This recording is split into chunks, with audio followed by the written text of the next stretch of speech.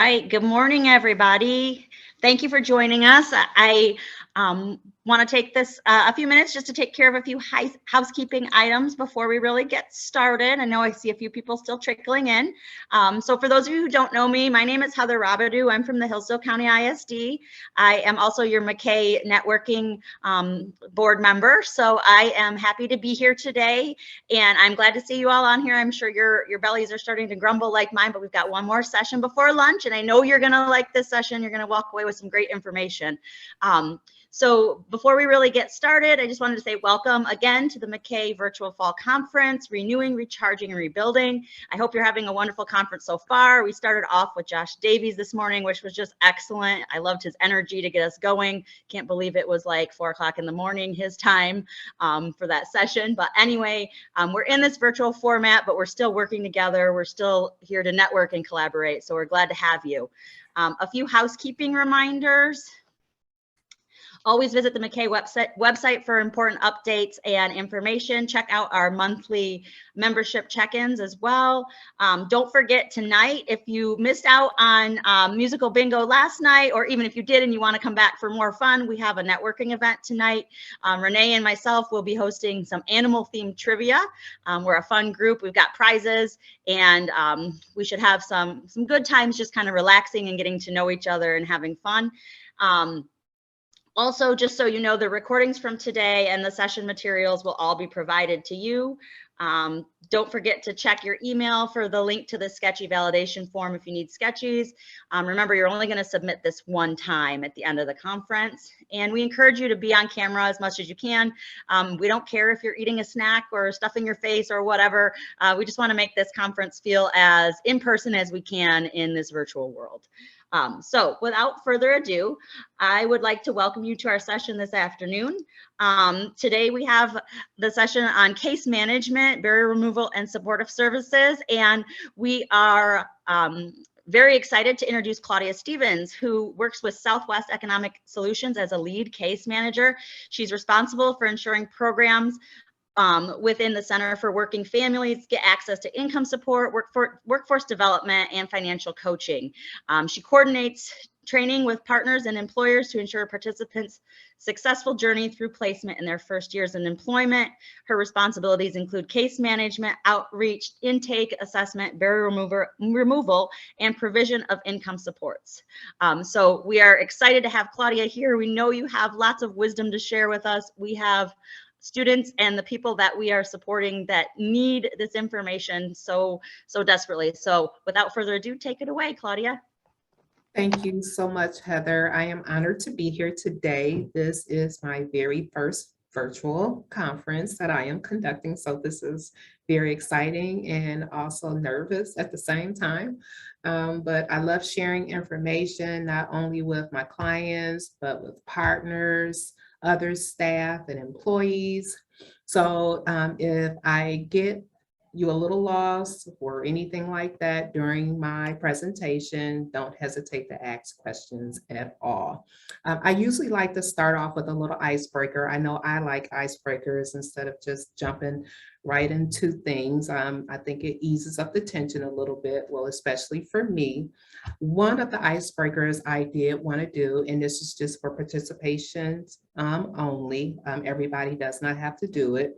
I want some individuals to let me know how was this month described in one word. Just if you overall think about this month, I'm not for sure if some of you are just getting back into the office, or either if you are working from home remotely, just one word that you would just think of if there was a huge cloud over your head, how would it express your thought of the past month?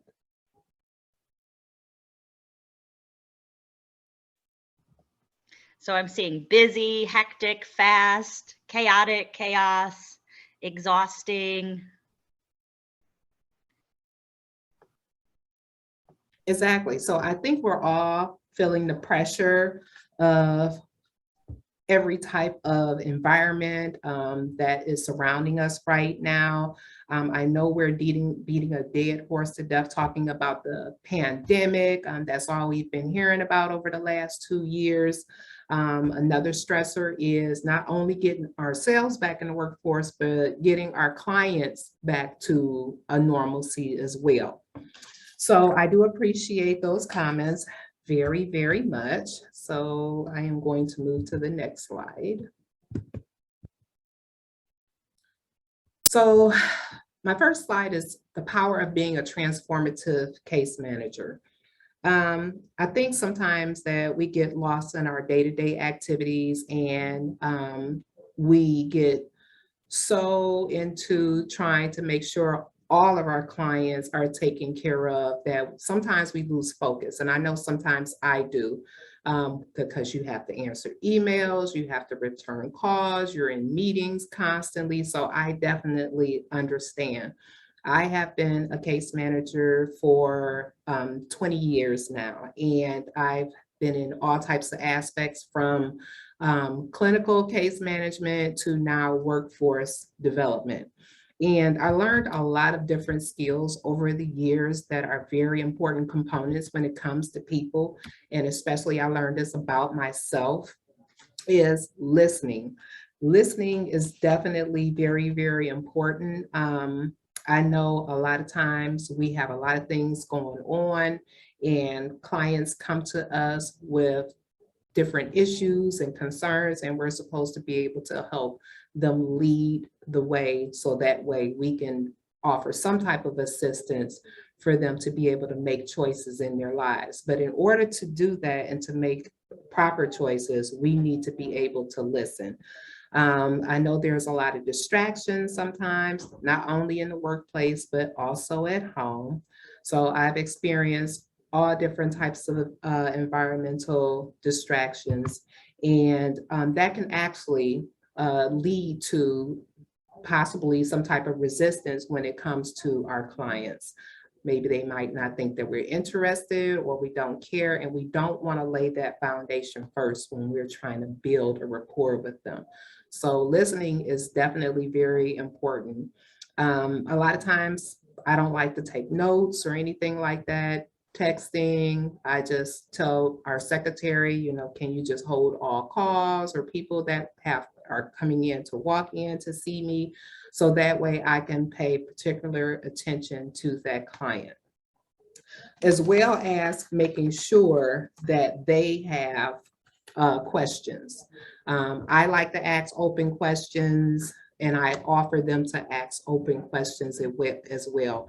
It leads to pretty much a general foundation, whereas I don't want them to think that they're limited to just their problems.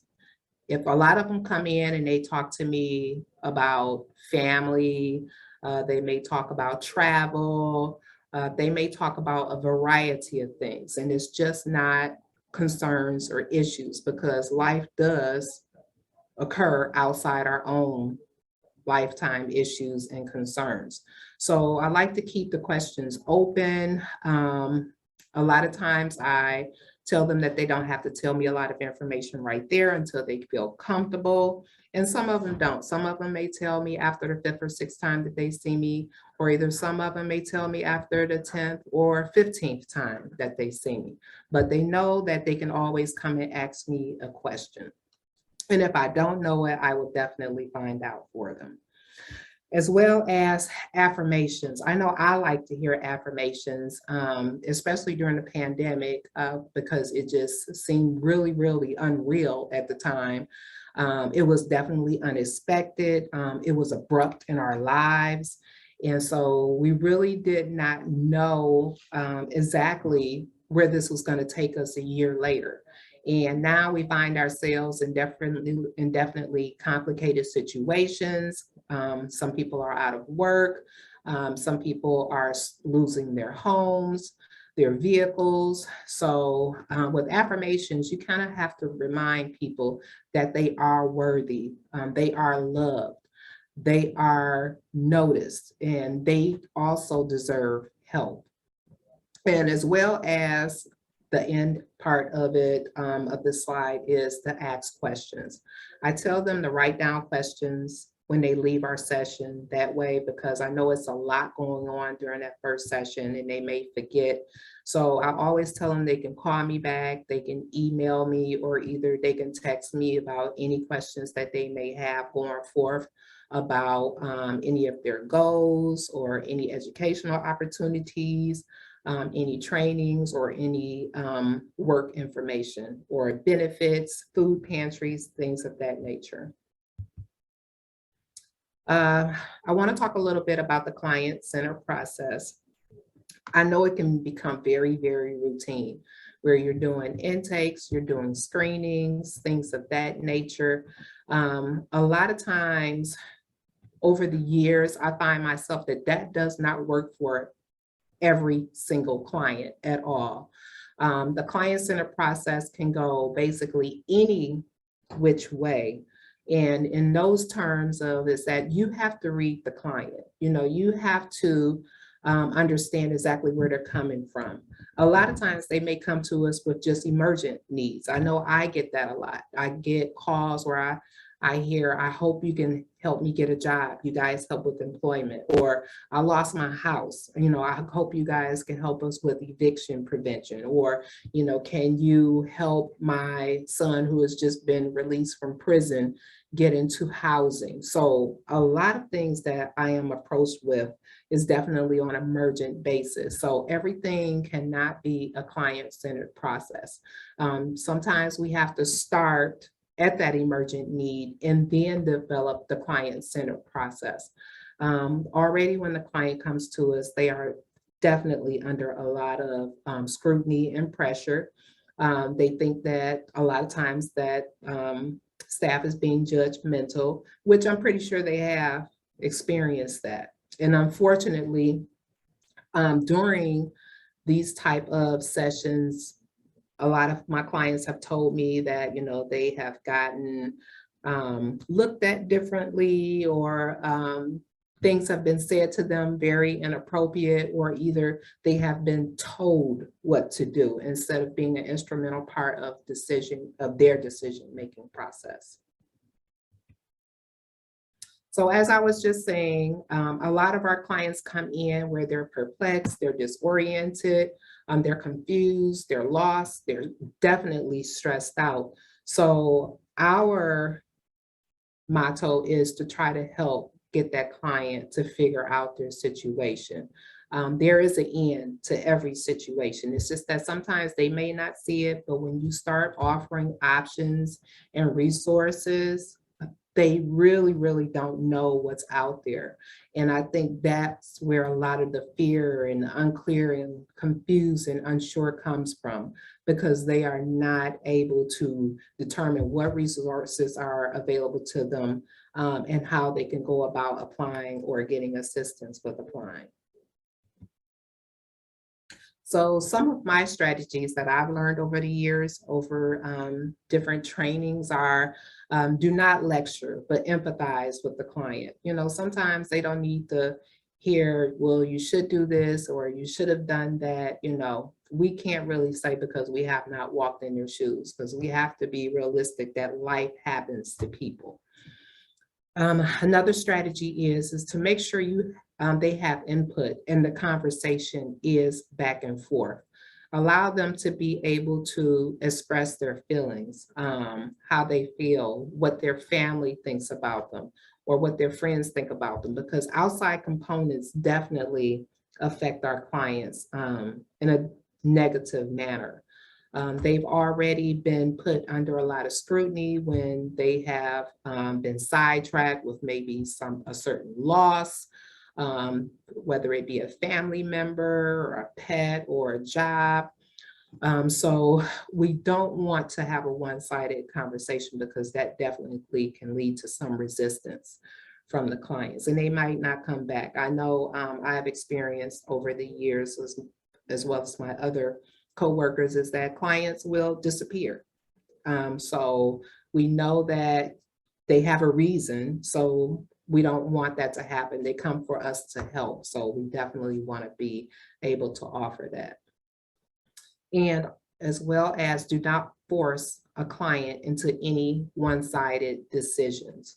So you want to make sure you include your clients into any type of decisions as far as resources that you may have to offer them. They do have a choice in that. I know I've seen some people that say, here's some resources, and leave them to follow up. And that may not be the appropriate resource for that client, because even my mistakes over the years, I've encountered clients that have came back to me and say, hey, Ms. Stevens, they weren't able to help me. So, you know, you want to be able to contact that resource, look into the different services that they have to offer, and then allow that client to make the decision if they want to go forth or not. Now, sometimes a lot of clients may not realize or understand that that resource may be the best at the time. And you have to explain to them in the matter of fact of why you chose that resource. So, but still leave that option up to them. And as I said before, expect resistance, but you need to, along the way, build hope and self-efficacy. That's very, very important, because they've already been through major ordeals. So not only are they impacted, but they are impacted emotionally, sometimes physically. So we don't want to just be upset with a client because they may not decide to go with the resource, or they missed an appointment. So we just want to continue to keep working with that client and make sure that they are able to make the best decisions possible for themselves. As far as barrier removals, we know that there are a lot of different barriers out here when it comes to clients. I mostly get the same calls all the time from other partners, other employers as well, from different agencies about different things such as trainings, education, developing plans, implementing plans, making choices, and providing opportunities. So I want to speak on that a little bit, because I know we all have dealt with that a lot when it comes to our fields. So with trainings, I like to offer within our agency and also within other agencies. Right now, what's popular is the skilled trades careers. A lot of people are not cut out for college. So a lot of people kind of like deter themselves away from any type of educational advancements, period. And we don't want that to happen. We want to start making other fields look attractive to people. And knowingly, they need to know what's offered out here. So when I talk to a client, I like to assess them to see exactly what they're interested in. A lot of times they are, and we also have women that are interested in HVAC, CDL, plumbing and electrical trainings, as well as a lot of people do not know about any educational advancements. There are some people out here who have not gotten their GED or a high school diploma. Our agency, we have a learning lab that assists with digital literacy and helping them obtain their high school diploma or GED.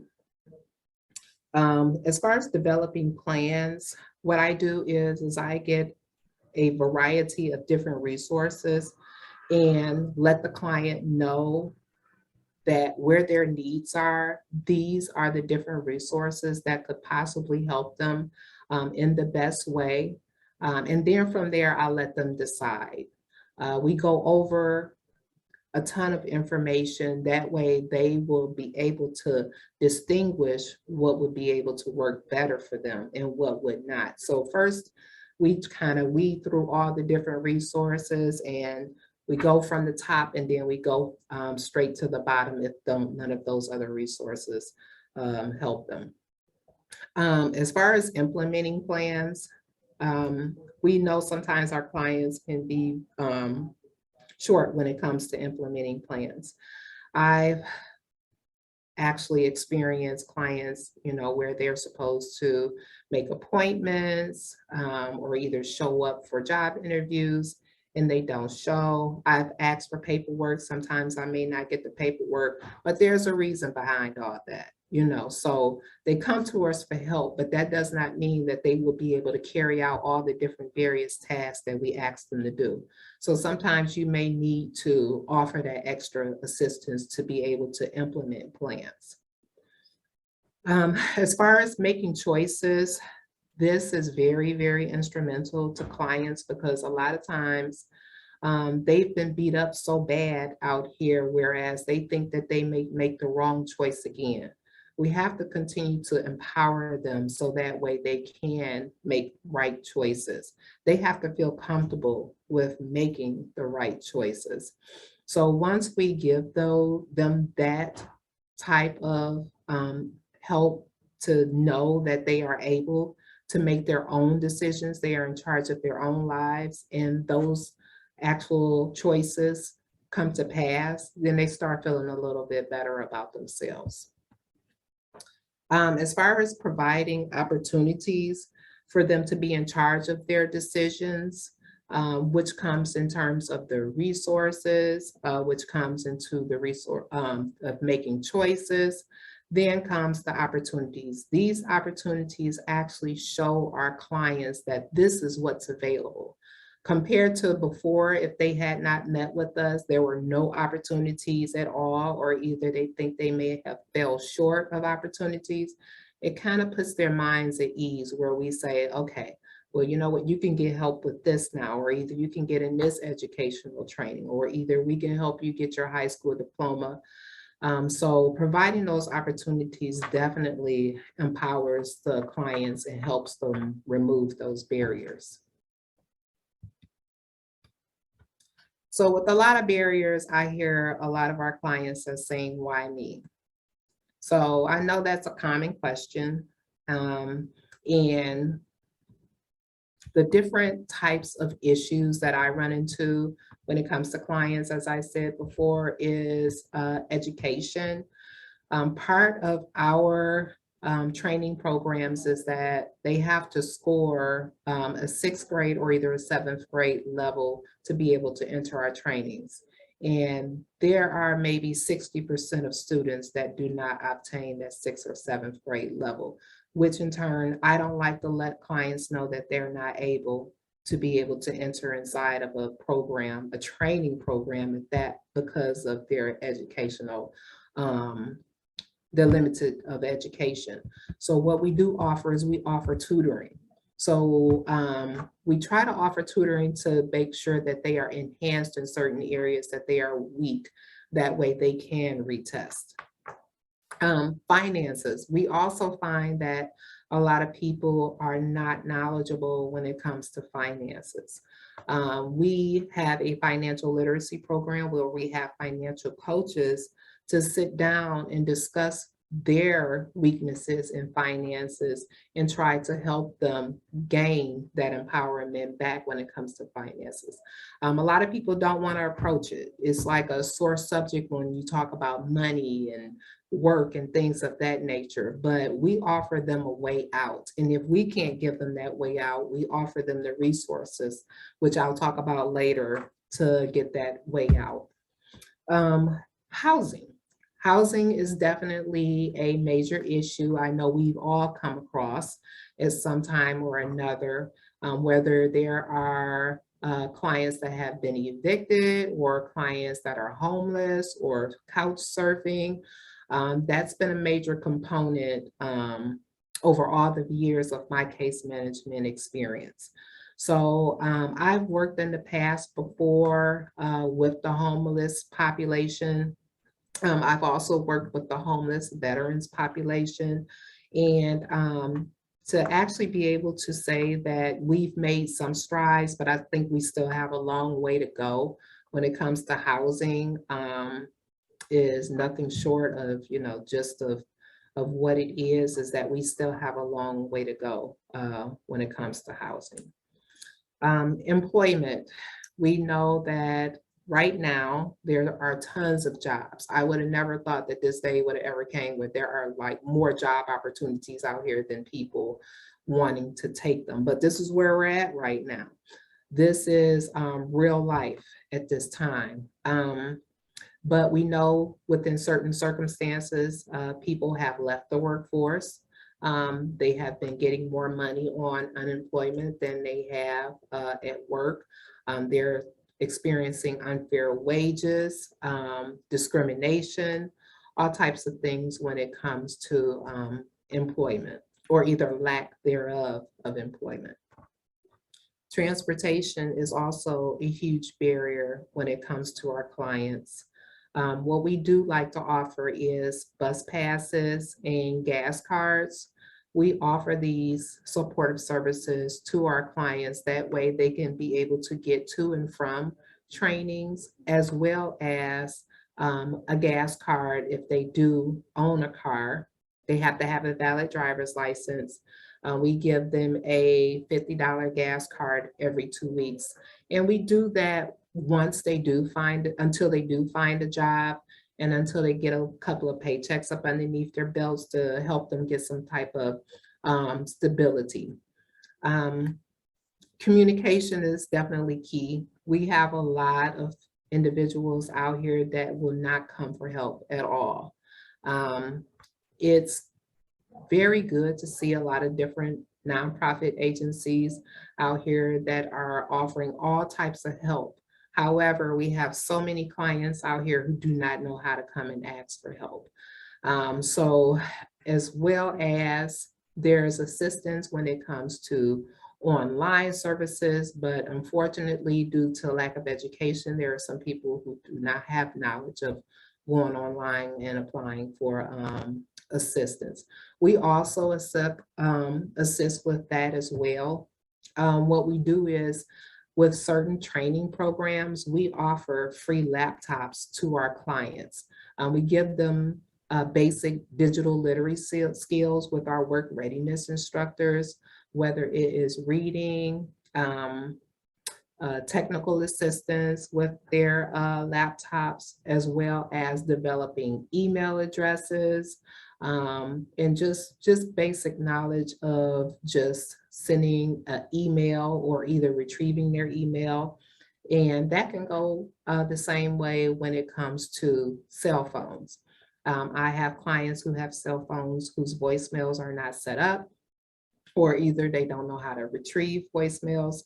So sometimes you really have to get down to the basics when it comes to them, but they have to be able to feel comfortable to come to you to let you know this is what they need help in. So I'd like to move on to the next slide. Okay, so right here is our access points to shelters, which the system has changed throughout the years. I know in the past, clients used to be able to go to certain sites to be able to get shelter for that night. However, they've condensed it down to an emergency shelter number, which this is CAM. And what CAM does is that it actually dispenses the client to the actual shelter that is open at that time, that has an open bed. There are other shelters out here, but these are the most frequent shelters that are used. COTS is not on here, so I do apologize for that.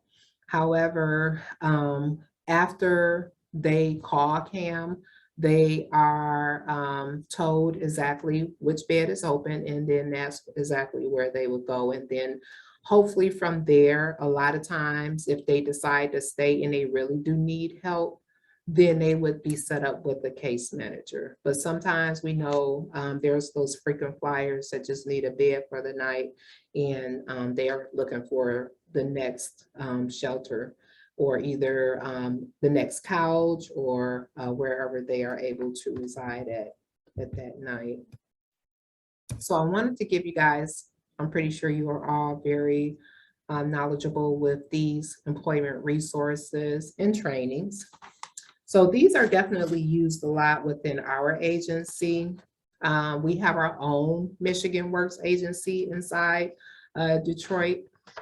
So within Southwest Solutions, we're located on the same floor, which is very, very easily accessible for our clients if they are looking for trainings or either some type of updating of their resume, or either if they need to take a test, if they don't have any access to any printing opportunities that they may need. So they do come to our site where we are able to assist them.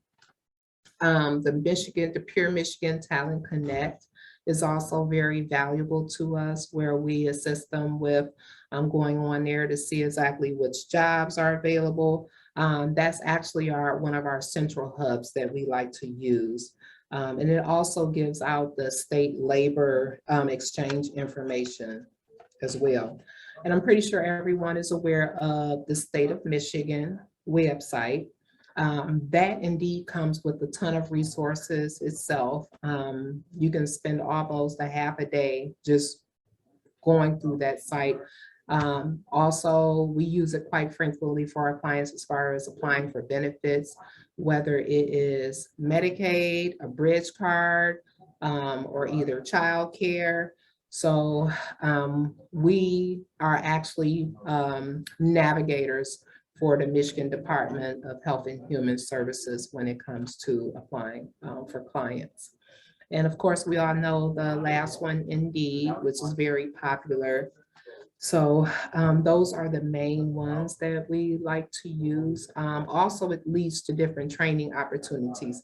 They also assess the clients at DESC to see exactly what they're looking for. So we try to be a little bit more open to what the client wants. A lot of times they're tired of the same dead end jobs day in and day out. Sometimes they want a new career, they want to make more. So we like to lead them down that path just to make sure they're instrumental in getting exactly what they want.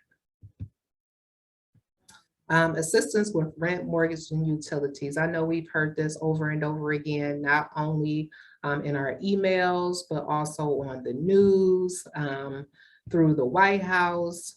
So many different factors that we hear assistance with rent, mortgage, and utilities.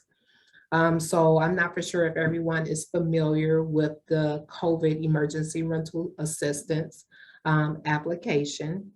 It is definitely available online for applicants to fill out. Also, it's available for this on the State of Michigan website, which is definitely the same link as above. And also we have the Wayne Metropolitan Community Action Agency. We also partner with them in assisting clients get assistance. They also help with emergency COVID rental assistance, and they also help with property assistance. Let's see. So the next one is the Here to Help Foundation. Here to Help Foundation helps in so many different varieties, and I like to utilize them because they aren't the typical agency that help with just the regular utility assistance or rent and security deposit. They also have a returning citizens program. They also help with certain vehicle repairs as well. So a lot of our clients find them very, very useful when it comes to especially the returning citizens population, because we know transforming out into the community can be hectic, it can be stressful and brand new, because I'm pretty sure a lot of things have changed for our clients. But the Here to Help Foundation definitely is assisting those factors. The United Way for Southeastern, they also have COVID resources. They also help with family finances and education. And also they help with developmental options for people who have developmental disabilities with educational opportunities as well. United Community Housing Coalition is also a great one. They help with preventing evictions, foreclosure, and homelessness in Detroit, Hamtramck, and Highland Park. They usually have an information session Wednesdays at 3 o'clock and the third Saturday of each month, so the client can just walk in and get information. And a few of the reentry resources, I come across quite a few clients that are reintegrated back out into the community, as well as I get some of my coworkers that experience the same thing. Detroit Rescue Mission has a program that helps reentry clients to transform back out into the community. And what they have to offer is a 24-hour shelter. It's available for men and women. And they also have a case manager available to to transition them back into the community. And they also assist with transitional jobs where they work with different employers that are selected to agree to hire a certain number of individuals. The Hope Network assists with a variety of things as well. They offer affordable housing and careers, as well as job training. Team Wellness, they help with mental health, substance abuse, primary care, care coordination, family therapy. They also offer shower facilities for homeless and laundry facilities, as well as dental services and SSD, legal aid, which is the Social Security disability, and peer support. Central City Integrated Health. I worked there many moons ago. I think that's where I established my foundation as a case manager, and they really taught me a lot where I was working with the severe and persistent mental health population. And I received a ton of knowledge when it came to working with that population. And they have established so many different programs throughout the years where they have a reentry program as well. The reentry program works in partnership with the mental health court, whereas individuals who are released who do have mental health issues or either substance abuse issues are seen by the mental health court, and they are expected to come once a month. They are expected to drop to ensure that they are not using drugs, and they are expected to see their therapist or either take their medication as needed. And these are actually distinguished upon discharge into the community. A lot of them are already, before they are released, put in these programs, so that way they can make sure they become successful out in the community. They also assist them with housing, with transitional, and they also assist them with permanent housing, which they have permanent housing programs. They assist them with jobs as well. So they also have a variety of different resources available. Claudia, there's a question in the chat. Yeah. Just to clarify, we had someone asking, are these resources specific to Detroit or are they for other areas as well? Some of the resources are specific to Detroit. The ones that I said that are just basically Detroit, Hamtramck, and Highland Park, that is specific to those as well. Depending on the client's housing issue, if they are couch surfing and they don't have an address, this is pretty much open for any client that is not that does not have a Detroit address. Did I answer that? Is that okay? I think so. We'll see if anyone pops anything else into the chat, but it seems like you answered it to me. Thanks, Claudia. No problem. We've also accumulated information working in the past with Lakeshore Legal Aid, with expungement info. And we have actually worked with them not only with expungement, with sending clients over, but they also help with family law, public benefits and estates and guardianships. They give you tons of information, advice on bankruptcy, as well as financial literacy to help you make the right decision. So we have found them very, very useful for not only our clients, but our veterans as well. Project Clean Slate was just approved this year and has rolled out, but only in the city of Detroit, unfortunately. Project Clean Slate is geared towards individuals that have certain misdemeanors and also felonies.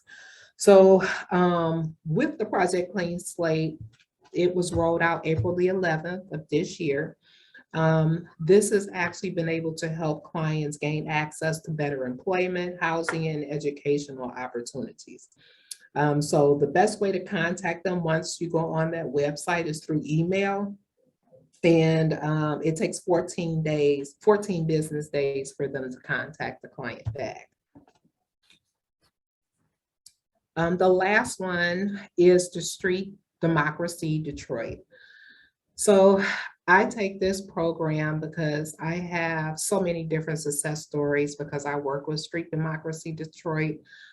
This program is offered to individuals that are homeless or either at risk of homelessness, and it doesn't pertain to just Detroit residents. However, your tickets have to be in 36th district where you've gotten the ticket inside the city of Detroit. Unfortunately, we have not been able to expand to outside jurisdictions and courts to be able to dismiss all tickets. However, we have been able and been successful in dismissing tickets within the city of Detroit, which has allowed a ton of clients to be able to get their driver's licenses back and reinstated. So what this program allows is definitely more empowerment, because we know transportation can be a sticky issue. I believe the last month or so, they have just passed the law to be able to dismiss those tickets that were not traffic related. So that has also been instrumental in getting a lot of clients their driver's licenses back. But Street Democracy helps dismiss traffic tickets and as well as parking tickets. There's just a two-step process where we go in front of the judge. The judge needs to know that you have goals, that you're attending some type of training, or you've become employed, that you're working with us. So we have to come up with a plan when it comes to the judge to show that you are trying and that you have applied for housing. So all those wraparound services work hand in hand.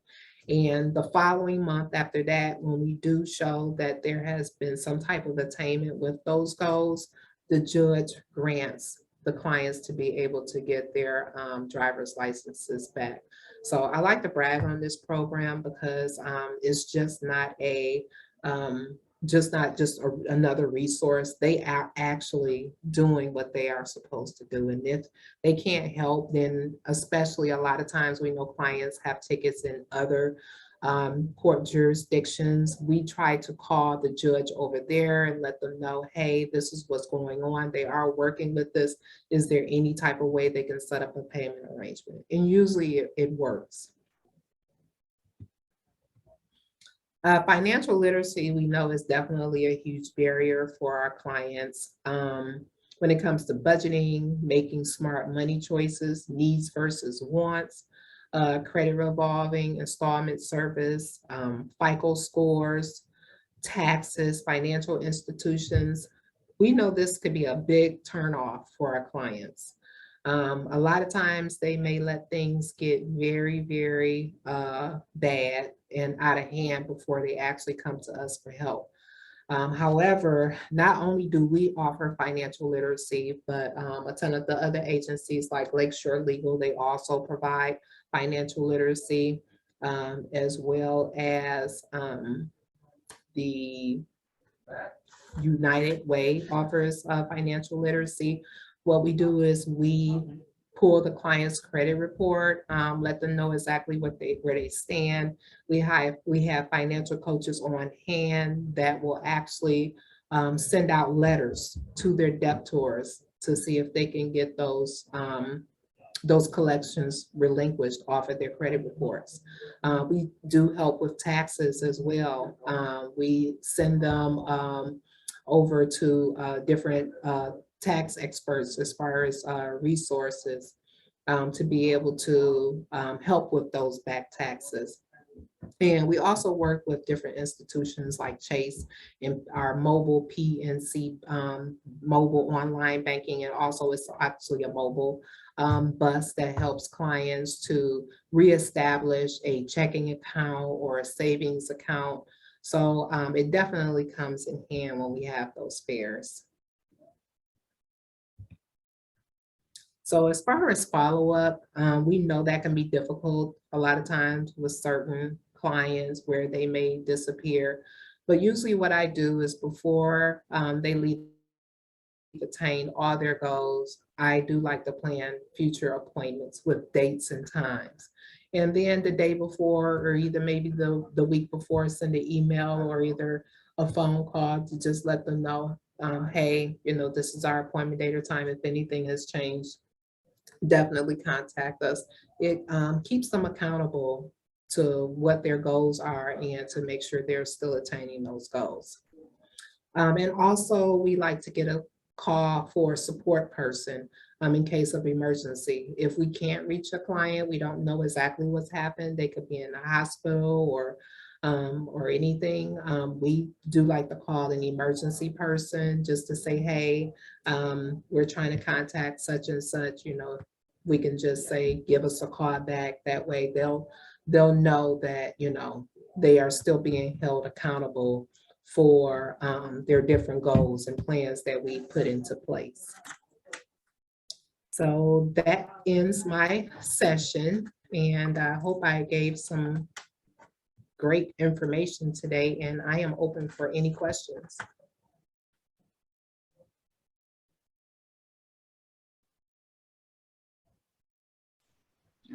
All right, Claudia, thank you so much. I'm going to kind of monitor the chat here, and feel free to unmute if you have questions and want to just unmute and ask them. I see a few thank yous in the chat already. Thank you. You're welcome. Let's see, will this be available? A print of the slides will be made available to you. Yes, it will be uploaded onto the conference platform if it hasn't been already. So that will be, and that'll be really helpful, Miranda, since all of these valuable links are all like in one place for us. Robert says, very informative. Thank you. There's excellent resources. Again, so many resources. Thank you. Oh, I'm just kind of.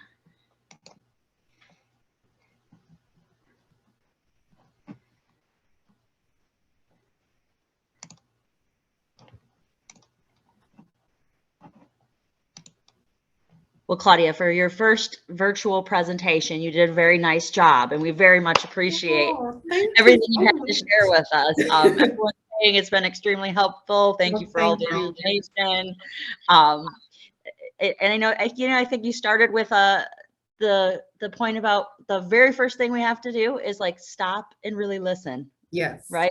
And I think a lot of us as people that want to help others, we're focused on like getting them to make that action or make that change. Right. And sometimes we really have to stop, listen first, and start to see where they're at, build that relationship. So then we can know what they need and also have a better chance of getting them kind of on board with making those choices for themselves as well. So I love that you framed it kind of as first, let's stop and listen, and then we can go on. And I have a plethora of resources that could be available to you when you're ready, right? Right. Let's see, there's a few more comments in here. So yes, well done. Great, excellent, wonderful presentation. So it doesn't seem like there's any questions at this time, but if you want to just hang on the line for just a little bit. Sure. Can I ask a question? Yeah, absolutely. I really appreciate hearing like about, having like a listening atmosphere. I'm wondering if you have additional advice for how we could like, I guess, create more of an environment of case management in like a literacy center like scenario where we don't have a case manager on staff. So we're just trying to, make the staff we have more aware of these resources and passing them on. Right. So normally what I do is here, I have a resource booklet where they are able to go on our shared drive to see exactly what's available, from housing to transportation to utility assistance. So we actually have a walking resource manual where they are able to see. You can actually take these resources if you would like, or either I can actually upload some more resources for you once I send this PowerPoint over, so that way you can be able to share those. Because a lot of times, I know in the past I have called individuals that I've heard help with certain resources, and I don't even get a call back, or either I may not get an email back, and that can definitely become frustrating when you're trying to help a client attain the goals. So I try to utilize resources where I know I'm going to get a response back, or either they're going to get a response back. So it can be very, very difficult to be able to navigate through all these different resources when maybe only 40% of them actually work.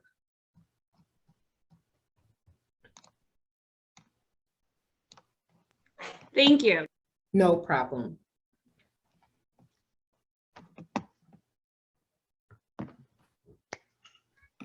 All right, are there any other questions out there?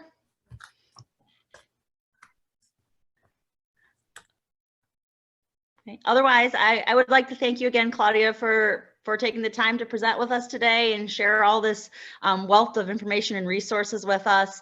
Again, if you're looking for the slides, they will be available to you, so you'll be able to download those and then hopefully just click on all of those links that Claudia was so kind to provide for us. I do want to make a couple of quick reminders. Go get your lunch.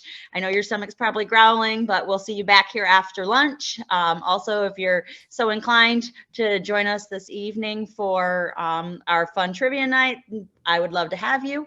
And if there's nothing else, I'm going to go ahead and end the recording, but I'll stay on for the next few minutes just in case anyone else decides they want to unmute and have a conversation.